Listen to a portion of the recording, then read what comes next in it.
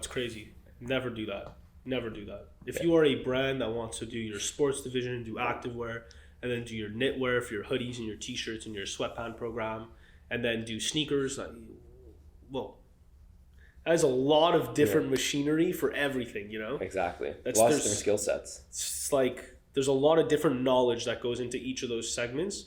So it's really about finding factories that are specialized in what they do, you know? And let's talk about that a little bit more, because you've done a lot of deep diving on brands and where they're made. Typically, from what you found so far, on average, like depending on the brand, I assume the larger the brand, the more mature their supplier relationships are. But like, how many suppliers do you see a lot of brands working with? It's hard to even tell for a lot of these brands because there's just too many. Yeah. You know, like making the statement, oh, Nike makes their stuff here. Like if I do that for Nike's that's a different beast. They'll make but it. But even like, okay, if I take a Skims and I'm like, okay, well, Skims makes their stuff here, right? Like that is not the singular factory Skims uses, and it's not the singular factory you can get into, you know? Yeah. There's probably 20 other factories in that network. Yeah. But you know, it's really just on a brand by brand basis. It depends how much different product they offer. So like Skims, what's easier with them is they are more concentrated in their offering. I know that now they're doing men's, but like earlier on, let's say before they launched their men's line, I knew that they were doing primarily a lot of their activewear at this factory called Eurotex in Turkey, for example. So like, you know, you look at a brand like that, they want to have a consistent quality standard for those kinds of fabrics, like the very like spandex, nylon types of fabrics. So they're going to probably stick to that one supplier to do the large majority of the products across that chain. The second they offer something new, like if Skims were to get into lingerie, for example, you can't go and make it with that same factory. You got to go to a different factory for that. Yeah. And I think that's what a lot of people... they assume too. They hear like Nike. First of all, this whole thing like Nike and like slave labor. I'm like I think I remember that from like the 90s and like early 2000s in terms of like news, and I think it's just stuck with a lot of people. But there's so much compliance that you need these days. BACI, SEDEX, RAP certifications. There's too much risk for factories to be working with a lot of like child labor stuff. Does it happen still? Maybe, probably. There's shit that happens. To be honest, there's like I've seen some pretty fucked up shit. Yeah. But for the most part, like brands like Nike, like stuff like that, like they really are on top of their stuff, and especially after there's cases like what happened in the 90s that came out, like they have entire teams dedicated to auditing everything constantly and overseeing. 100%. Like I know like some of these larger brands, it's like twice a year they audit factories, and that means like someone just showing up and inspecting everything. But yeah, I'm in total agreement in terms of working with factories that just specialize in what they do. You're able to execute a significantly better product. Some brands, depending on like a brand like Lululemon, they're manufacturing product in specific regions for specific regions because you're looking at duty tariffs and you're looking at absolutely saving all these things, and yes, this stuff adds up a lot over time. Yes, this is a very, very, very good point that Joe just made. Like a lot of brands, right? They have to be strategic. Lululemon is selling their product all over the world now. It's not just a North American phenomenon anymore. So it's like, if we know that our product has to enter so-and-so countries, we can strategically ship fabrics here and here and have the cutting and sewing for that done there and the cutting and sewing for that done there, so that our product from Dubai comes from Sri Lanka and our product for Canada comes from China through the Vancouver port, and then that's like, first of all, logistically faster. Tariffs and duties are much lower, and tariffs and duties, like it could be extremely significant, right? Oh yeah, for specific product, even like backpacks. I don't remember the duty, but like some of these are like closer to like 40 plus percentage for producing backpacks in China because they have anti-dumping. There's a lot of duties and tariffs on synthetics, especially cottons as well, coming from China, which is why a lot of people are moving their manufacturing bases out of China for clothing, which is a whole topic on itself. Yes, that is a whole topic. We'll dive into that, but yeah, these mature supply chains, there's just so many people that you need to manage stuff like this.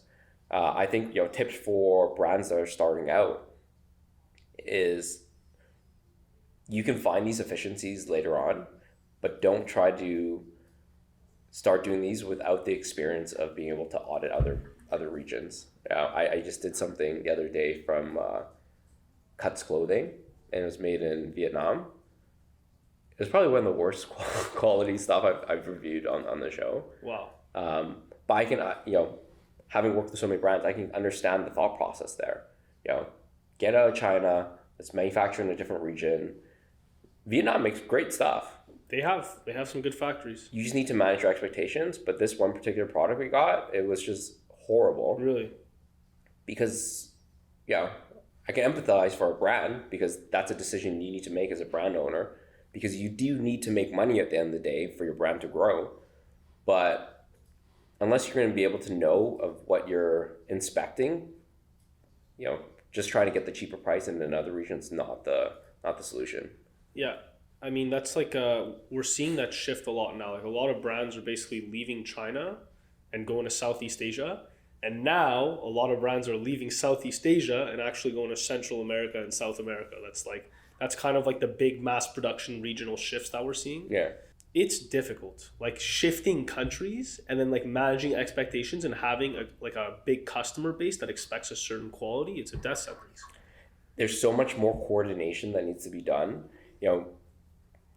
Kind of going back on the topic of China, the reason why China is so good at manufacturing is because every single thing that you need to make your stuff is in the same town. Yes. If you're making a t-shirt, the thread supplier's in the same town, the dye house is in the same town, everything you need to make it is there. If you ever have to, for people who buy like expensive European appliances like Miele coffee machines or whatever, if something breaks, it's weeks to get a part for it, because you got to get it from Italy. There's only special suppliers that actually carry it. Like, you would never be able to build a large manufacturing base with timelines that long. Never. So with China, they're just able to execute things so much quicker. But I'm seeing this issue with China now. You're seeing it too as well, probably. Is China's getting expensive to make stuff. Very expensive. Very expensive. Youth don't want to work in garment factories anymore. They want to work in the electric car factory.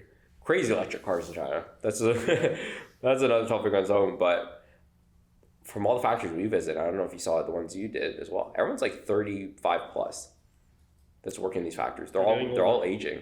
They're getting older for sure. Yeah, and I think for garments, you're going to have to start looking at other regions eventually, because it's going to go the way of very specialized things. To make t-shirts, China's slowly becoming not that country anymore. But if you want to make really good technical leggings and sports bras, like, you can get the products there. Yeah. And South America is a very interesting exploration as well, because I know you have a trip planned up there as well. Yes. I really don't know how it's going to go. I think it's just like, it's a feet on the ground, like, first dive into what's going on in South America. Mm-hmm. Hopefully there's some really interesting stuff. Right. But I'm working with the government of Colombia, and like, they've basically told us, okay, these are the 3 biggest factories they're producing for a lot of these big brands. Mm-hmm. And this is the kind of mass production that's going on. And these countries are really fast developing. So there's obviously a lot of problems in mm-hmm. terms of production. But maybe it's things that can be fixed within the next 10 years. Mm-hmm. And if that's the case, whoever the first movers are, who are able to establish themselves, are going to make a killing. And, that's like the perfect example is like what Stone Island did with Made in Romania, right? Like, we didn't know a lot of people were making product in Romania, but I'm seeing Romania more and more on tags now. Mm-hmm. And it seems like Stone Island made that move a few years ago, which gives them, a big advantage, because they were able to set up their expertise and inject their, ideologies and their ways of making garments into these early stage factories, grow with the factories, and now have something amazing, mm-hmm. probably develop stuff at very good prices, and quality's great. If you guys want to see more of these type of videos and more on what goes on behind the scenes in fashion, don't forget to subscribe and check out these videos.